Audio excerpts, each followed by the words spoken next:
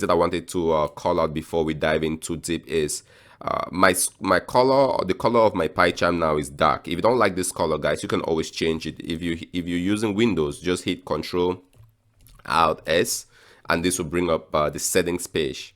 All right. If you're not able to hit Control Alt S on your keyboard, that's a shortcut. You can just go ahead to File, go to Settings.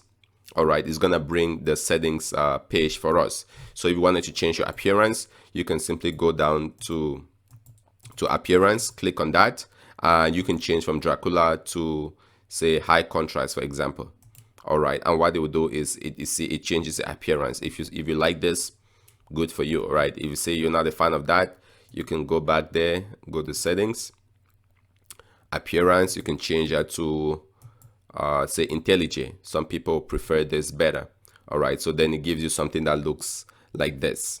All right, if you want to keep it a dark way, you can go ahead. I think you know what, let's make it appearance.